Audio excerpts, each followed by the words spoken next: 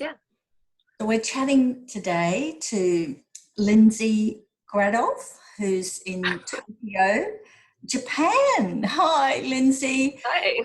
We were going to be meeting in person 2 days ago as part of my Churchill study tour, but it's actually quite lovely to at least have the opportunity to meet you online and have a chat about how are you coping at this time, you know, such dramatic changes happening. I feel I think I mentioned this in my email to you, but I feel kind of guilty because my life has changed a lot, but not so terribly. I'm in between jobs, and so I'm not currently going to work. And I do live, here's my apartment. It's quite small. My partner's hiding in the bedroom currently. And so we've been sequestered away in about 60 square meters the past 2 weeks now, which has gotten, cozy. I have a very small balcony. That's my outdoor space. But Tokyo especially, is not really shutting down. The trains still run. Grocery stores are open. People are on the streets. People playing in parks. And so my partner and I have been trying to social distance since it really blew up in the States, I think. Because with the cruise ship, it was kind of like there's a lot of racism with that, and they're like, it's the Chinese thing, and the Japanese media really played it down. And so we've kind of experienced 2 waves of the virus where at first it was here, but no one really acknowledged it, and then in the West it kind of blew up, and then since then Japan's been forced to re-recognize it. And so it's only been the last week really, when the state of emergency was declared, that things got kind of weird. Like the grocery stores are not stocked, the trains are not running as regularly. I'm at home, for example. So tell us a bit about your work and how you normally occupy yourself. With the new job, again, I'm not sure of my schedule entirely, but I usually work about 40 hours a week. I'm a full-time school teacher. I teach language arts to typically junior high school students at a private school. They're native English speakers, and so it's not like a conversation school. It's I teach like American Lit, Western Lit to kids. And I've been doing that in Tokyo for the past 6 years. Taught in Hiroshima for 5 before that, so 11 currently. And I don't sew or stitch full time. I just kind of do it in between pockets of not teaching English, and so I don't know. I'm kind of always on the move. But tell us more about your stitching. That's what the fascinating thing is. I mean, you do beautiful work that we see on Instagram at Lindsey Ann. Is it Lindsey Ann on Instagram? Yeah, my full name is Lindsey Ann Gradoff, and my family calls me Lindsey Ann. It's very Southern. I'm from Georgia. Probably can't tell from my accent, but Lindsey Ann properly spelled was already taken on Instagram, so I just changed the spelling. But only my family calls me Lindsey Ann, and when I'm in trouble, so Lindsey's fine. But I mean, as you can see, like my apartment's not as I don't really have a space, and so my Instagram, I think, is probably overly heavily curated. Normally, it's kind of janky in here. Yeah, I painted in watercolors for about 13 years now, and I never ever really share those on Instagram. I don't think I have yet, but from that, got kind of bored with it maybe 5 years ago, and around that time I'd started sewing my own garments or doing kind of like upcycling kind of things. It's funny, I lived in Japan for so long and didn't really know about Sachiko until like 5 years ago, but found that using like textiles was more interesting than just watercolor. I'm a very tactile person, and so it was kind of a fun transition. I was really inspired by what's her name, Rieko Koga, the Japanese artist who lives in France, and then from that, of course, found Jinko Oki and kind of fell into it that way. But yeah, started with watercolor, transitioned into garment sewing and knitting, and then eventually I just started doing freeform stitching because I'm absolutely terrible at following a pattern. Yes, me too. Really don't like doing it. So with your stitching, do you find, like where do you find your textiles, and how does your work flow? There's lots of antique markets in Japan around Tokyo. And luckily, especially in Tokyo, like tourists and foreigners come and they buy like all the expensive like boro type things, and no one really buys like the scraps or the offcuts. And so usually I can go to like a antique market and haggle my way down and get a lot of scraps that way. You can kind of maybe see just scraps for days. Friends give me things just here and there. I've got a bajillion projects on. I love working on like vintage men's shirts. Like I don't know why I started this, and I'm not sure how long it's going to go, but I like using just basically anything secondhand. Here and there, I kind of magpie hoard things. And so that reflects the borrow techniques, doesn't it, of old in Japan? Are you connected to that, or is this a modern day version? Yeah, it's kind of funny. I have tried Sachiko. I'm really bad at following patterns or having like a straight line. And so I've never called what I do Sachiko, but the Japanese community I'm around does. It looks like Sachiko, but it's not. It's more like I'm really into like repetitive mark making. And so in that way it kind of mirrors Sachiko, but it's basically just a back stitch. Like it's not very functional. You wouldn't want to wear it on a garment. I'm not trying to, I don't know, it's tricky. Like I'm not trying to, sorry, notification. It feels somewhat like cultural appropriation, I think, especially like when Western people say like, oh, Lindsey does Sachiko. And it's like, I really don't, but I don't know. I need a new name for it, I think. So you've actually developed your own methods, I guess. And is that, do you do it just for, well, why do you do it? Let's ask you that.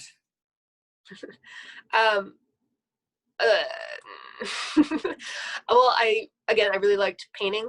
I think my painting looks like a lot of what I do, like just repetitive kind of abstract mark making. And so it was kind of an easy transition into sewing, so that's stitching. Creativity then is one reason. Yeah. Sorry, I'm really bad about talking are all your about clothes sort of are all your clothes that you have made for yourself, or do you just supplement some things? A lot of what I like my school clothes, like my teacher outfits, are a lot of Sonya Philips patterns, Yes. like the tunics and stuff, because they're just simple and quick and easy. But mostly I wear vintage or secondhand as much as possible. I really like antique French like nightshirts. It's pretty much all I wear. Yeah, as much as possible, try to buy secondhand. And in terms of coping with this time of lockdown and change, like what skills and life experience are you drawing on to help you deal with that? I mean, I've kind of always been a bit of an introvert and a fiercely independent person. And so being told to stay home, it's kind of like, okay, sure. Yeah, sounds fine. And so I have the luxury to say it's been quite nice. Like, things are currently up in the air as far as my employment, and that's kind of spooky, as a foreigner. But I think things will work out fine. My cooking has gotten better. Cook a lot, cook every day. Yeah, I feel bad saying, but it suits me just fine. Feel a bit guilty. So what about your daily routines? You're cooking every day, you just mentioned. What other ways are you enjoying your days at home in retreat? Yeah, I forced myself to have a schedule now that I'm not teaching. When I am teaching, I usually wake up at 4:00 in the morning and try and get some work done before I go teach. I'm not waking up at 4:00 these days, but I get up around like 6:30, exercise, have some breakfast, and then from maybe like 9 to 11, my partner and I space out and watch Netflix. And then the rest of the day, I'm usually working, like stitching, and then maybe around 5, I'll start cooking. And so that's kind of wash and repeat.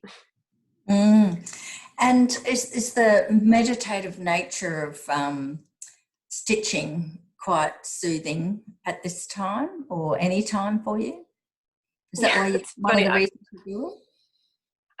Someone just asked me this recently, and I thought it was kind of funny. People look at my work and like, oh, it's so calm. You must be a really calm person. And it's like, no, that's not the case at all. I'm really a high-strung, can't sit still kind of person. And so I've never thought of it as like mindfulness or meditative. It's more of like, I've got to get this picture out of my head. I've got to do it right now. But I do like the repetitive nature of it. And so that is the repetition I like. But I wouldn't classify myself as a mindful person or someone who's practicing mindfulness in that way. And I guess it's good to be able to pick it up and put it down as well. I really wanted to get into weaving a couple years ago. In Japan, the saori weaving is pretty readily available, but I don't have the space for a loom in my place, if you can tell. And so hand stitching was really nice. Because with watercolor too, you can't really just pick it up and go. And so I was looking for a portable thing to do. And so it kind of sprang from that as well. So I guess that hands-on everyday practice, most of your activities would be cooking and stitching probably. Is that it? You haven't really got a garden that you can be composting or growing anything? No, I'd show you. No, my balcony is really small, and it's 10 floors up, and I live on 3 major train lines. Maybe you can hear them now. Maybe not. I live on the Narita Express, the Chuo Sobu, and the rapid service. And so it's noisy, it's hectic outside. But yeah, I cook a lot, sew a lot, watch a lot of Netflix. Play the ukulele sometimes, actually, but not recently because my partner's been home and I'm a terrible singer. That's really it. So has this situation elevated your awareness of resource sourcing and reducing waste, or were you already on top of that? I've always been really concerned with, again, like using, not buying new things for a craft. Like I think a lot of times people say like, I'm going to start a new practice, and you have to go buy this and that and that and that. And so with the sewing, at least it's always been secondhand. Like a lot of my thread is secondhand. All the fabric is secondhand. But in particular, with cooking, we've always been really careful about food waste. Food's really expensive in Tokyo, especially, like just everything's expensive. But we've gotten really creative with just using every single thing we have in the refrigerator, and cutting down on food waste. Paper products, there's no toilet paper here either. It's just, it seems simple and stupid, but like just, being more mindful of how much you use. Like I don't need to use paper towels to clean the floor, which is a bad habit I admit to have had up until now. So silly things like that, I guess. And do you have your own washing machine, or do you have to go out for that? I do have a washing machine. I have a washing machine that was gifted to us like 6 years ago by a friend. And in Japan, or at least where we are, there's no dryers, but the shower is a dryer. And so it's been really nice to not have to leave the house except for grocery shopping, really. So what's your advice for others on how to deal with what's happening? Like, what would you... Well, I mean, it's hard to give advice, but again, I feel I'm coming from an extreme place of luxury where I don't have to leave the house. I'm relatively, safe. The grocery store is 5 minutes away. But personally, I think having a schedule is really important, like keeping a routine and not, I don't know, I'm really high strung. And so it's like, don't waste your time. Like this is a gift. I feel around January, I told my partner, like, I need someone to tell me I can say no. And while I didn't mean something as severe as this, it's really been kind of ironic timing with everything. And so just trying to take advantage of this time and use it for something productive. Mm. And what changes do you see on the other side in terms of, different ways of doing things or Yeah, operating?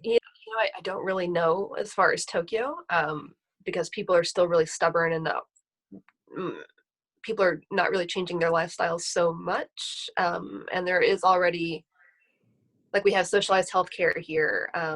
It's a walking community. There's not like a food desert or anything like that. But looking at the States is really scary. Reading the news is really scary. And it seems like that there will be, I don't know, like this seems like a monumental occasion for the States. Something might really happen or change, which is scary but exciting.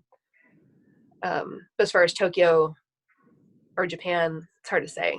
I think people might be more closely knit. Like there is a more care and concern for others, it seems. So it'd be nice to keep around. And how long do you think it's going to go on for? I have no idea. Mm. I mean, currently my school expects me back May 7th, but I don't see that happening at all. Currently, the summer vacation is being canceled or shortened. I expect personally to not teach until September here. I imagine we'll go to like online classes, and then the summer vacation will be eaten up, and then September things might get back to normal. But I mean, as it is, even with the emergency lockdown, the numbers keep escalating here because they're actually finally to start reporting them. And so it's not like the States, but I think people really didn't take it seriously up until like last week. So I think Japan's actually really behind as far as awareness. So that means you've got plenty of time for stitching in the meantime. Well, I hope. we'll look forward to seeing more things online. Lindsey, it's been lovely to talk to you and meet you, and hopefully we'll get to do that in person sometime down the track. Yeah, definitely. Thank you for arranging this. Thanks. See you. Have a great day. Bye.